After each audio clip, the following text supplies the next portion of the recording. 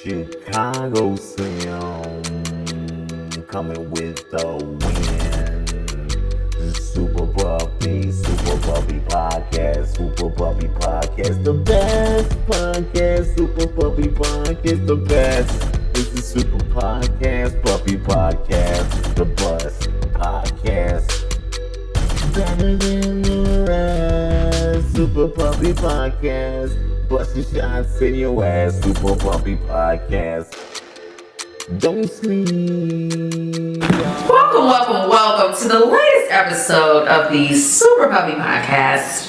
I am your host. This is Tony, aka ChicagoSlim, and my trusty right hand Sean is in the building, along with my guest today.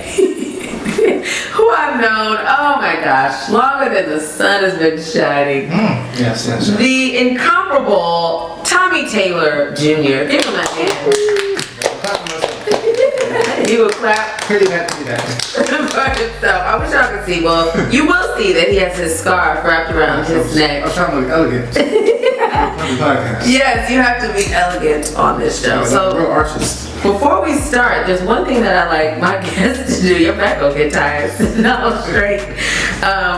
Is say the name of the podcast 3 times fast. Okay? So Super Puppy Podcast, Super Puppy Podcast, Super Puppy Podcast. Go. The name of the podcast 3 times. Go. Super Puppy Podcast, Super Puppy Podcast, Super Puppy Podcast. Good for you. Now you're welcome to the show. I'm a thespian. You are clearly. You got good. The puppy and the podcast. You gotta just make sure that the jaws is loose. This is getting me hot.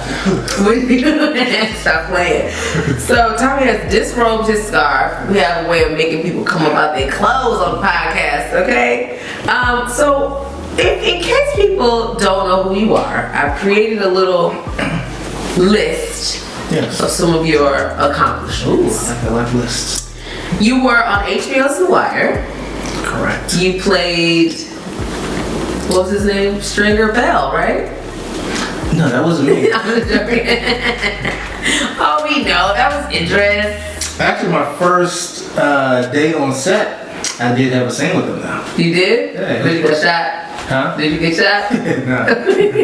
I was in it for 2 more seasons. So. Oh, wow. Yeah. But no, he was really cool. Like, I didn't even realize he was British until like 2 years later. Really? Yeah, even offset, he was like, hey, we're partying tonight. Oh, he had the same accent? Yeah, and I was like, then I saw him on some radio. I was like, why are you talking like that? Sip some tea. Right, he crumpets. I was like, this nigga talking British? Right, he's really getting into character. But he's nothing. Yeah, right. Okay, you're also on V. Yes. This is with Louis Dreyfus, right? Yes, Louis Dreyfus. Julia Louis Dreyfus. What's she like? She's really cool.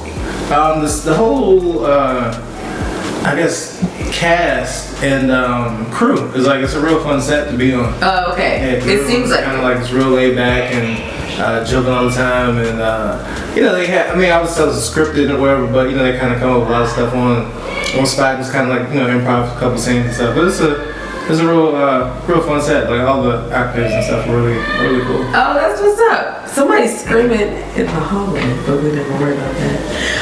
Okay, you were also on the match game, right? Yes. On NBC.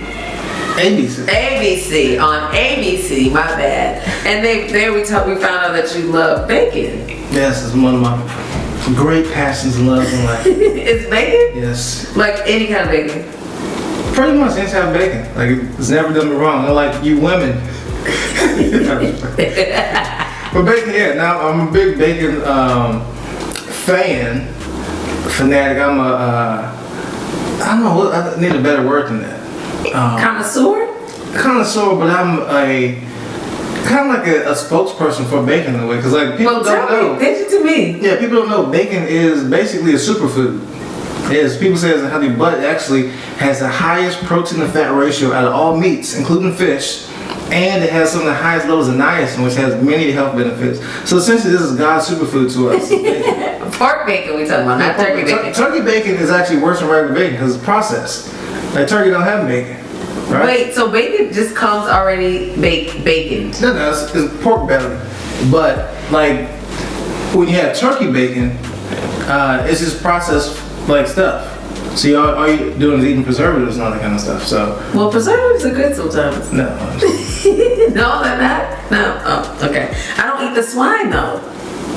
You should, because it's a superfood. A lot of people try to. I mean, it has a lot of health benefits. Do you feel healthier when you eat it? I do actually. When I'm having bacon consistently in my diet, actually I lose weight. Seriously? I do. Okay, everybody, I want y'all to try it. All y'all chubby Charlies out there. The bacon, you can keep the bacon for the time. Stamp of approval, okay? They're gonna be walking around with heart attacks. Yeah, you can throw in some vegetables every now and then. I mean, bacon, it should be a staple of everyone's diet. There it is. We can wrap the bacon. Everything better too. Like, wrap the bacon around some broccoli. Yeah. Or a carrot. Or more other bacon. You can wrap bacon around bacon. So do you eat like bacon covered donuts and all that stuff? Bacon covered. Where they had that at? You know, like they have like maple donuts with like bacon sprinkles. I think I've had that before.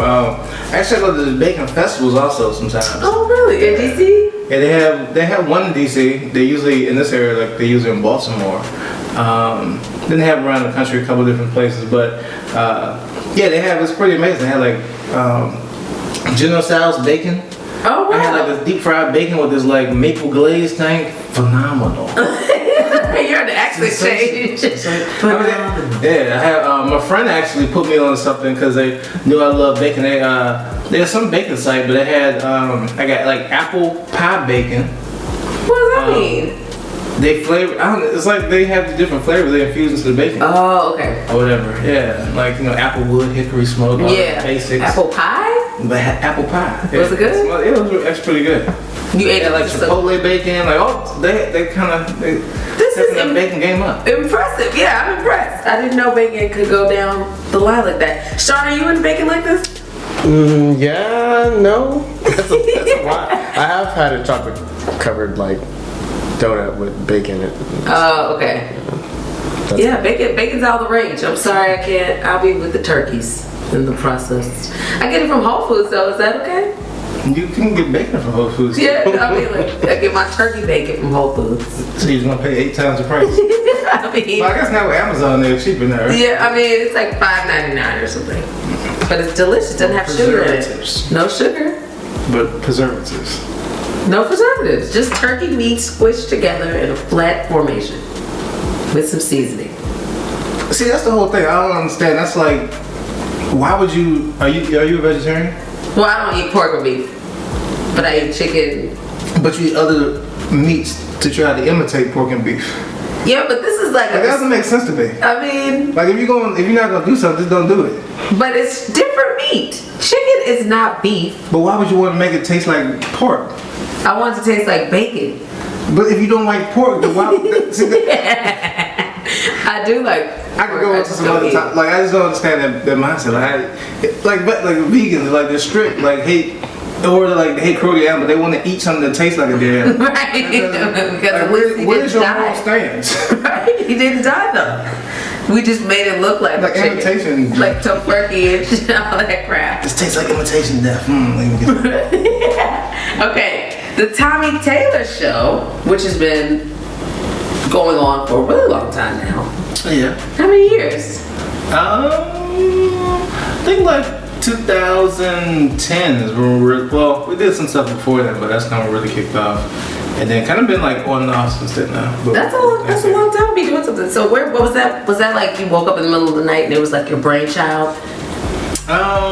Something like that. So I was I think I was doing like grad school, and I did this part-time at Best Buy, and like this dude was like, "Hey, you're a comedian, like let's do this like some kind of show."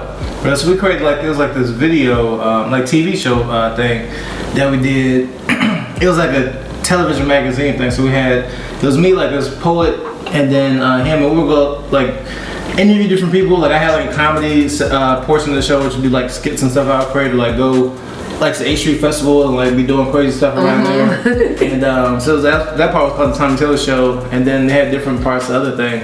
And but like he didn't know anything about computers, so I'll be over there like helping him edit everything. Okay. Like I was just learning too, whatever. But I'm good with computers. And then I remember somebody was telling me, like, hey, I think right around the same time that I was doing that, like, hey, why don't you just create your own show or whatever? And I was like, yeah, I'm great at computers. I was a computer engineer. Right. And, I have a camera. And then I was like, I'm doing stuff for them. I should do it myself. Yeah. Right. So, so that's kind of how I really, like, kicked off fully with it or whatever. Oh, that's awesome. So, do you, like, love doing skits? I think skits are, like, underrated. They're so hilarious. Like, if they're done right, they're just, like, much needed. But you got to get the people to watch the skits, right? Yeah. It's definitely a process because, like, the humor and that's what, like, I've grown up and learned, like, there's some different, like, forms of humor, and, like, it's a different medium. Like, if you're painting, for instance, like, you could paint on a canvas or whatever, or like do street art. Yeah. You're not gonna do street art with, like, a paintbrush. You gotta switch, like, the cans. And, it's a different, like, style that you have to learn. It's like with video.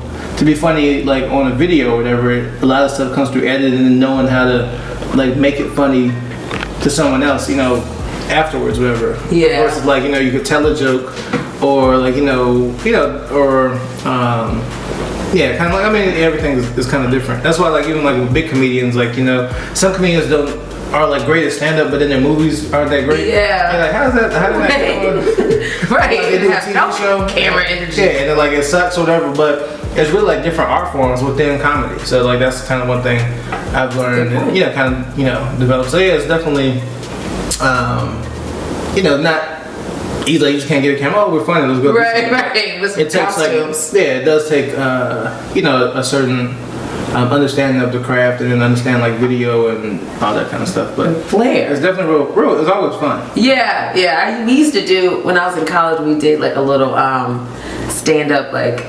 telenovela. So we would kind of, like, go to different spots and we would act out this, like, ongoing soap opera. It was crazy. Those planning meetings. Shout out to Images of Identities. That was the name of it. Images of Identities. Yeah. On University of Michigan's campus. Okay, so Almost Ladies Night. That's a new show you've started, been doing throughout the city. Yeah, it's the hottest. It's almost the sexiest show in town. Okay. Sexiest comedy show. It's a real cool show that kind of encompasses, like, a lot of stuff I love, which is, like, video, stand-up comedy. We don't really do too much video in this one, but we do, like, kind of improv stuff. Like, I love, like, making up songs and things of that nature, and doing different things. Make it entertaining. So, like, it's definitely dedicated to the ladies. You want to do something special for them, whatever. Have, like, cool show. So, like, that's kind of the thing. But men can come. Like, all the shows have been, like, 90% women. Well, they're like, what's it about? But like, the guys can come too. It's like there's bunches of, like, beautiful women come to the show, and, like, no dudes. Like 5 or 6 dudes there. And you're like, hey, I'll take a number. Yeah, it's good for me, but I'm saying, the fellas, come on out, and I'll support the show. Yeah, but get you some. Yeah, we do some stand up. We do, like, some kind of, like, we make up songs on the spot. We have different little segments in between. We do our almost giveaway. Then we started a thing called Tinder Live, which is a pretty cool segment. It's been pretty popular in What all is the it? shows. You gotta come out to see. You gotta come out and see. It sounds hilarious. Tinder Never know what's Live. gonna happen. It's almost Ladies Night. Swipe left, nigga. It's the most lit show in the city. That's awesome. Okay, so we're gonna transition into some comedy talk now. You are an actor, producer, director, anything else? International ladies man. Yes. International. Put my scarf back on. Not just in DC, okay, y'all? This is worldwide. How long have you been doing comedy, and, like, when did you get your start? Well, I guess I always thought of myself as, like, a comedian, so to speak. Like, I always liked comedic acting. Yeah. I always, like, thought I'd be acting. When I was, like, younger, I would walk around the house and, like, I would do, like, funny stuff, and I could hear, like, a studio audience laughing at me. I think now they prescribe pills for Right. But like, I always, like, envision myself doing that stuff or whatever, and I really don't like talking a whole lot, so I never thought I'd be doing stand-up comedy, actually. Okay.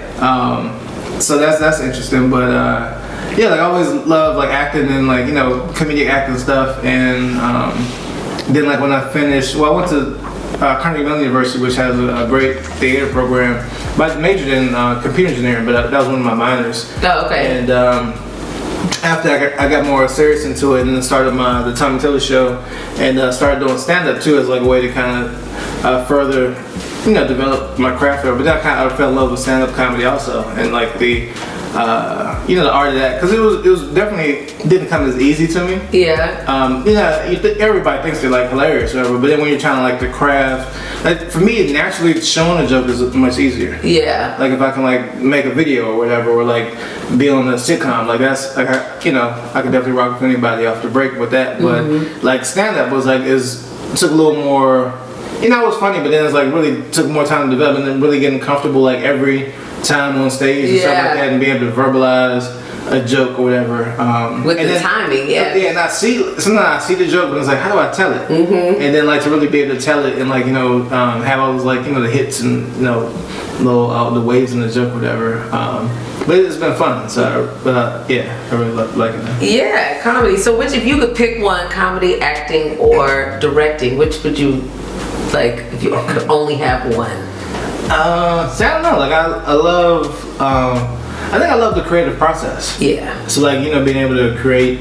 I love. I don't know. That's a hard thing. Toughie. That's a toughie. Because I would. We ask the tough questions on this podcast. Yeah, I love like the direct feedback from like stand-up. You always get that how to get the crowd. But then like directing something or like creating a video and people laughing at or seeing the interaction and be able to kind of show like a whole kind of scene. You develop this world in in the video and be able to have actors and stuff to be able to execute it as well. And I don't know, all of it's really cool. Like I enjoy all of it, I guess. Yeah, so you can't choose. Can't choose. Okay, no problem. Indecisive. That's we'll let that slide on the podcast today. Okay, here's a good question. This is a deep question that I asked most comedian guests because it was asked to me once at your show, actually. The show we did in DC at the the Almost Late Night. Almost Late Night, yes, guys. So yes, we're time to go way back. Okay, I did a couple shows. He came up in Tickle Me Tuesdays, which is one of the long-standing best nights in DC comedy. In DC comedy history, we'll say. The landscape of DC comedy. Yes, it was the landscape of DC comedy. Okay. Somebody asked me, "Do all laughs matter?" And I took it to mean like, you're out here, you're hustling these jokes. Not all of them hit, but you may get some light laughs on one night, and then you get those raucous stadium rackers another night. So are you satisfied just because you got to go out and do, or do you work to achieve that perfect laugh each time? I think that's the beauty of stand-up. It's like, that's one thing I had to learn early on. Is like when you're doing a joke, like you said, you may get a laugh. I was like, ha ha ha, for one time, like people falling out another time. But the real art form of comedy is like to be able to make it consistent each time. Yeah. And so, but that comes with like, practice, like going to open mics and just like doing your joke over and over and like really understand your joke and the time and each word, like making each word count. Because each word matters. Right. Like that's a big thing. And then like your act out, your energy you're bringing to it. So technically like you should, every laugh, I guess doesn't matter, but it should be consistent. And that's the beauty of like the goal is to make your jokes consistent. Yeah. And that just comes with repetition. And like working them out. And so then when you go, like you're gonna hit them with this part, they're gonna laugh this much, they're gonna laugh that much. Like you're not gonna last. And then like but you know that. And like that's and that's just practicing like, being really working at the craft. Whereas a lot of people, and that's what I was doing at first too, like you wanna try new stuff all the time and do this and that, like, hey, I'm doing new jokes, but then you're really not cultivating anything. Yeah. And like some jokes just may work by themselves or but to really like and be able to go anywhere, any type of crowd, white, black, the church crowd, like in a bar, in a stadium full of people. Like can you for one, do you have confidence in your jokes and do that they're gonna hit each time? Yeah. And then that, when you do and the levels of your joke, then when you know the levels, you're like, well, I want this part to be funnier. So you'll craft that joke to probably be funny. So there's more laughter here, and then it builds up. Drops down. You bring them down on purpose, bring them back up. So that's kind of all in the. This is great. The development of these jokes. This is good for new comics too, because it's hard to. Because I'm one of those like new jokes every time, just because. have the patience to just do the same shit over and over again. That's just how my mind works, right? But it's good to hear that that's a part of the process. So even if it's uncomfortable for new comics, if it's uncomfortable, that's a part of getting to know your voice as a comedian, getting to know your stage, getting to be able to read those laughs and determine if they matter or not. But you say they do, but they're a part of the greater good. Yeah. I mean, it depends like what type of comedian too you want to be. It's like, alright, do you want to, and if you're performing all the time, you want to like be sure of yourself, right? As well, and like if you're, and that's the kind of the weird thing is like people think that comedy or comedians like they're supposed to like, anything about something like maybe a great show might be like 50 people, 100 people, or whatever. But the grand scheme of things is, everybody hasn't seen that, heard that joke, or whatever. So, like any other art form, like a musician, they practice, they rehearse the same songs over and over again, right? To get the right notes. A painter, dancers. So why, as a painter, it is an art form. So why would you just like, I'm gonna do these little lines here. Hopefully, I'm gonna be able to make some more lines. Next racist. Fuck this canvas. I'm starting over. More lines. That's me. Just got a bunch of lines all over some canvas over here. Okay, so TommyTaylorJr.com. We're gonna promote that. This is where we can see we got videos, merch. All that. We got the Tommy girls. The Tommy girls? What are Tommy girls? You gotta go see. Are they naked? Are they not? Go see. They're all beautiful women. Beautiful and intelligent, so you can go check them out.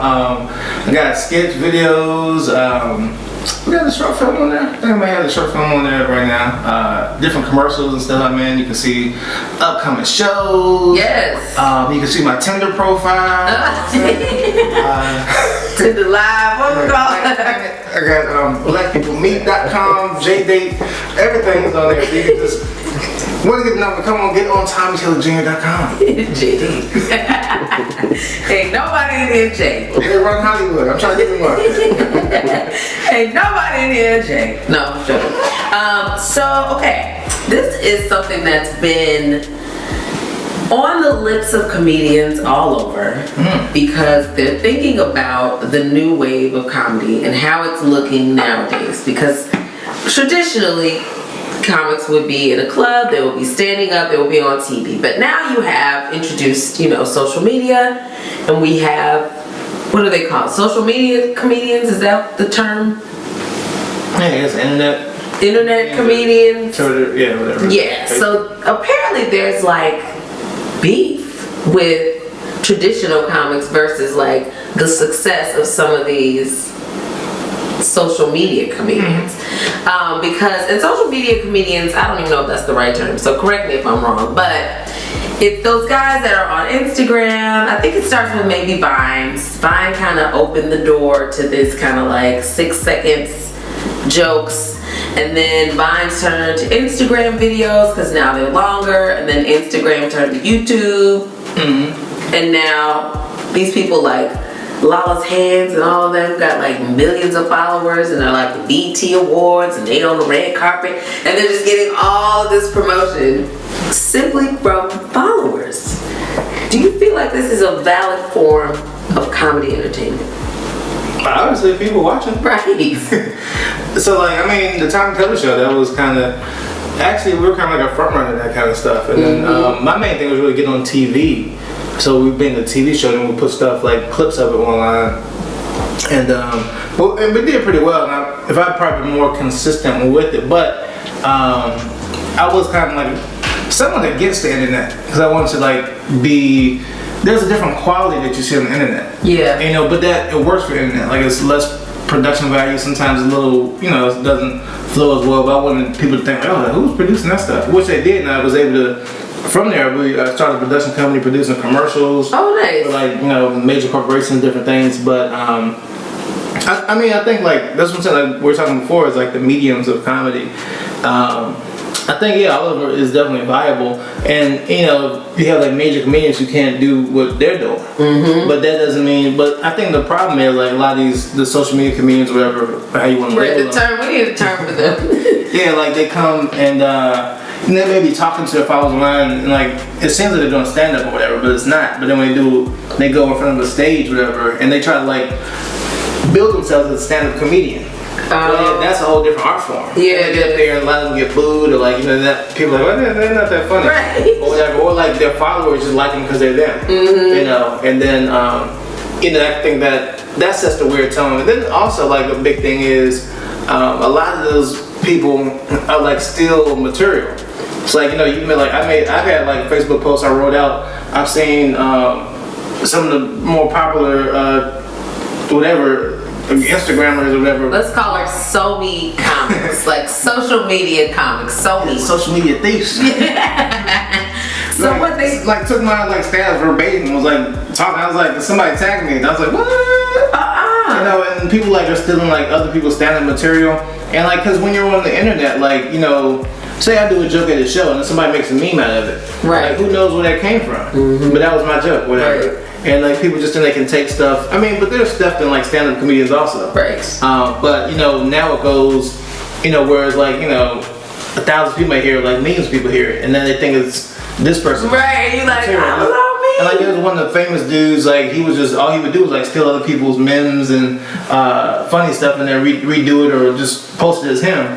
And then he was getting famous off of that, and then people were having problems. But I think that's like probably the biggest thing. But yeah, I mean, I think in the true essence of it, all of it's viable. But the thing is, like everybody can do everything. Right. Like they're like major great stand-up comedians who suck at like being on like Vines or can't or do doing like some commentary stuff, and it's like, what are they doing? But then when they're on stage, it's like a whole different element. Or like again, like they're on a TV show or a movie. But then so I mean, I think they're different lanes for everybody. But if you can cultivate each lane, properly, whatever, and like know how to do it, then like what's the problem? Have you said you've had your jokes stolen? How do you deal with that? Like you get your goons? Can't talk about that one. I'm from Southeast, so right. Got your goon squad ready? Take my scarf off. Hold my scarf. Yeah. It's weird. Like actually, like I was doing a big audition for like this TV show, and like one of the hosts of this thing stole. Like he became a friend of. This was I think MySpace was like about to fall off, but I was on MySpace. And I remember I posted my first joke on there, a bit, whatever. And then like at the comedy, and you only get like 2 minutes. So I was very new in comedy too, so like you get 2 minutes to do like a routine, blah blah. So you practice, make sure if you go over, they're gonna like cut you. Right. And like he's closing a hosting thing. He does my joke to close out, and I was like, oh man, that was gonna come. I was like, man, I was like, that was my overcoming. That was my bit, or whatever. So I had to try to create something up and like make sure it worked on the time or whatever. What do people do when they do that? They just walk past you like, sup, bro? Like after I steal your joke, like, and I just walk past, am I like nervous? Like, can you tell? Do they know that they did that? Yeah, obviously they know. They took your joke. Because I mean, there's some things like a lot of people talk about similar topics, but there's some things that like are personal or. You created. Like, I hadn't heard nobody say none of that stuff before, and or talk about that topic. So like I knew it was pretty original, and so but then like again like I try not to worry about it too much because like at the same time I believe in my skills and abilities, so like I can create something else or whatever. Right. But yeah, I mean it's just it's rough in these streets. It is. Yeah, it's crazy. Cause you can't even if they do take it, they can't do it like you know. Yeah, and I mean, there's a lot of people who do that stuff, but I don't know. We'll pray for them. Okay. Okay, so we're gonna play a game, Tommy. A game I created called Trash or Treasure. Okay, are there prizes to this game? Or you will win gummy bears.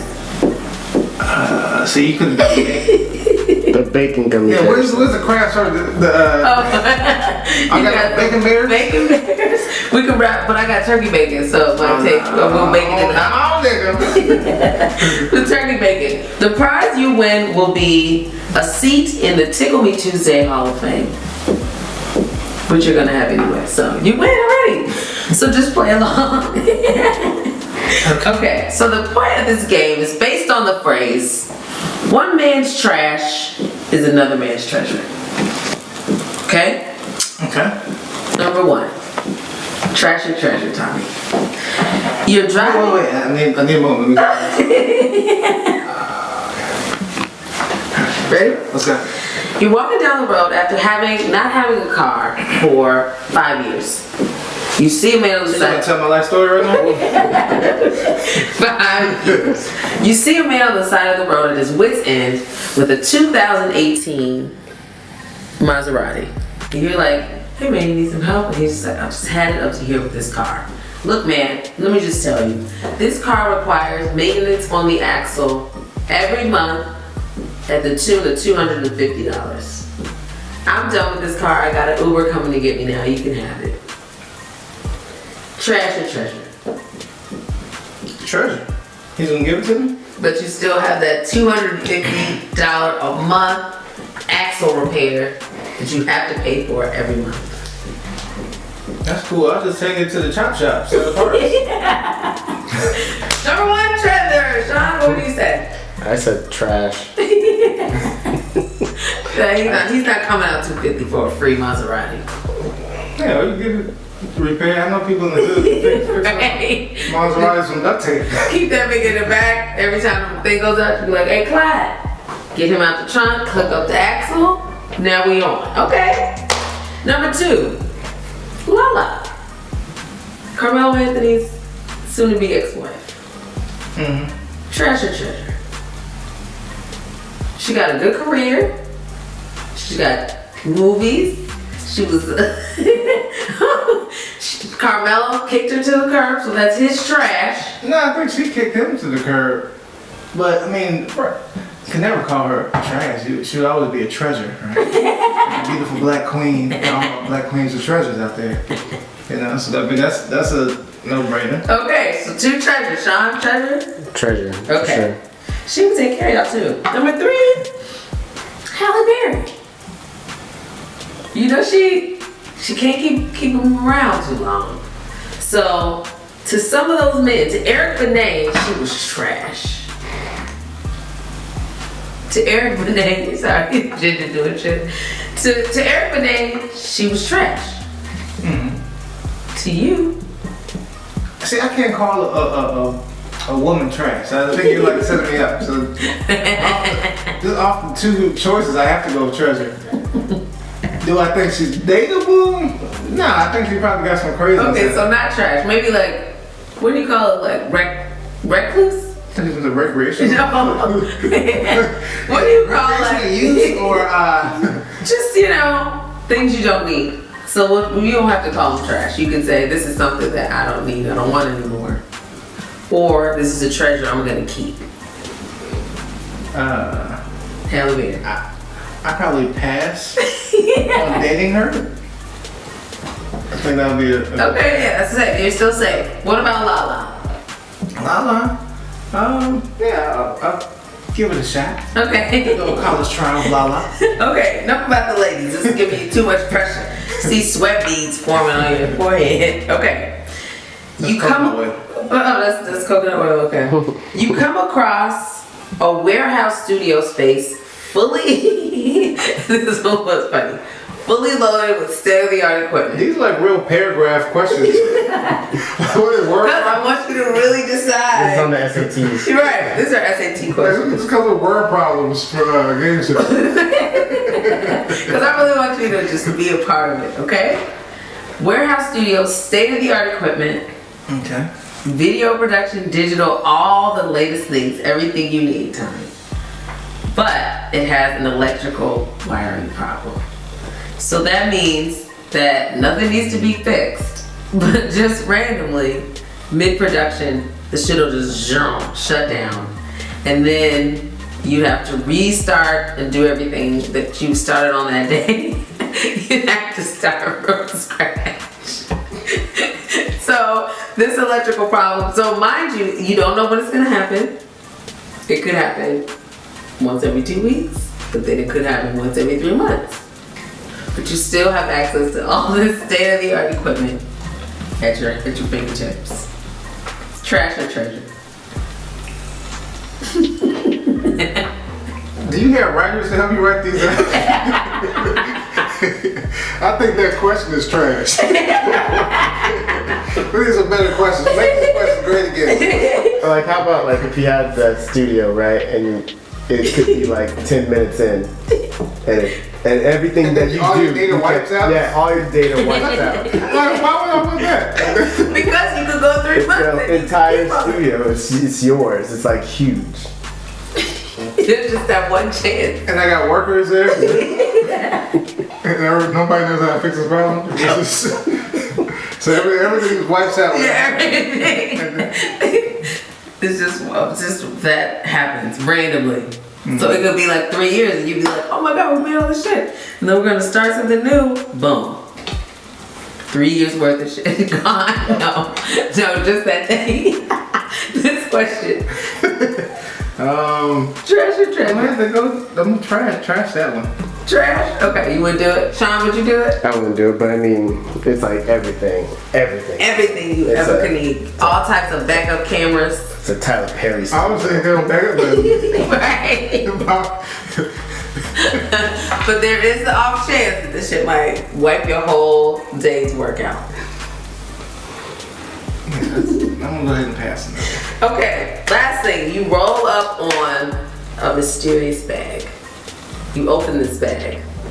$300,000 in cash. Nobody's around. You don't see anybody. There's not like a gun or any drugs in the bag. It's just a bag. $300,000. Did I count it? I don't know. Sure, So it's a note on top. This is $300,000 cash. Is it a cursive or a pencil? It's needlepoint. Someone. On cardstock paper? No, it's just like a doily, just resting. Like, you're welcome. It also says you're welcome. Okay. Treasure, treasure. Treasure. Exactly. You found a freaking treasure. That literally would be the one instance where you found a treasure. like pirates, they look in and it's like money and nobody's around and you can go. But once you take it, then goons will come find you because that's what always happens when you find large bags of money. Right, Sean? Okay, is there anything else we wish to address today, Tommy? Thank you for playing Trash or Treasure. You win. Guess what you win? Nothing. I can take your trash out. Yeah. You get to take my trash out when you leave. Thanks. I do want to take a moment before we wrap and invite you, yes, this is Layla. She's my alter ego. I wear this wig sometimes, so if you see it, don't say anything, okay? You're gonna be like, Layla! Oh, no, don't. Yeah. That's Layla. Okay, I want to induct you into the Tickle Me Tuesdays Cafe Nemo Hall of Fame. Oh, thank you. Once we get this up and running, there's gonna be a plaque with gold nameplates. Yours will be there. You were there, and people who listening, you hear me talk about Tickle Me Tuesdays, and I will have some of my friends who were there with me, as Tommy described, that created the landscape for DC comedy. And comedy now all over, because there's a lot of people that are not in DC anymore that are doing big things, like yourself. And you didn't have to come here and share this time with us. And I appreciate it. Trash. Is that still? I'm a treasure. I'm a treasure. You call it my induction trash? Now I see. I thought you ain't called black women trash. Start going off. No, I'm honored. Thank you very much. Thank you for coming. Also, you know, if you guys need to find out anything that Tommy's doing, he can tell us now. What you got coming up? We have our Almost Ladies Night comedy series, the Comedy Soiree as it's called. Oh, nice. Coming up, you can check out almostladiesnight.com or just go on TommyTedJr.com for more information. Also on Instagram, all this stuff, TommyTedJr. What else we got coming up? I have some. Be in New York. I'll be in Chicago this weekend. Got a bunch. Actually, I have a whole. This is. I don't know when to date the show. Well, I mean, they probably won't be out for evening. But I have. This week I have a bunch of shows all dedicated for the veterans. Oh, nice. And we're all the proceeds, well, partial proceeds go to the Wounded Warriors Project. So I'm really excited to be a part of that. And yeah, so a lot of good stuff going on. What's going on in Chicago? Where you going in Chicago? Turn up. No, we're not be performing. Yeah. Where? You know where? All over. Be at the Second City also. Oh, nice. What day? I might send some folks down your way. You know, it's my home. Yeah. Chi-town. You gonna be in Sex City? What day? I'm about to end Saturday, and then I'm gonna do this video with Kanye up there. You're right. Make myself down. He gonna be jiggling his stomach like, lose weight. When Mr. Old Kanye, he's in here. I know it. Jiggling his belly fat. That's not funny. Sorry, Kanye. All right, Tommy, thank you for coming on the Super Puppy Podcast. It has been my pleasure having you. Please come back if you have time. You're just like Mr. World Traveler, so I'm glad you could squeeze in a drop of time for us. I appreciate you having me. Thanks. Before you whisk off to Abu Dhabi or somewhere, right? Thank you. Thank Layla. Thank you. Thank all the trash and treasures. The trash and unwanted objects. Treasures and unwanted objects. Okay, Sean, you ready to wrap this thing up? I wish Yes. I got back to your little sexy music. Don't worry, no. Don't nobody need She to got know about it. So I drew a little bit. That is private business, Tommy. Okay? Super Puppy Podcast, and we're out. Peace. Deuces. Right before your stomach growls. My stomach is method. Right, like, I'm out. ChicagoSlim coming with the win. Super Puppy Podcast, Super Puppy Podcast, the best podcast, Super Puppy Podcast, the best. This is Super Podcast, Puppy Podcast, the best podcast. Better than the rest, Super Puppy Podcast. Busting shots in your ass, Super Puppy Podcast. Don't sleep, y'all.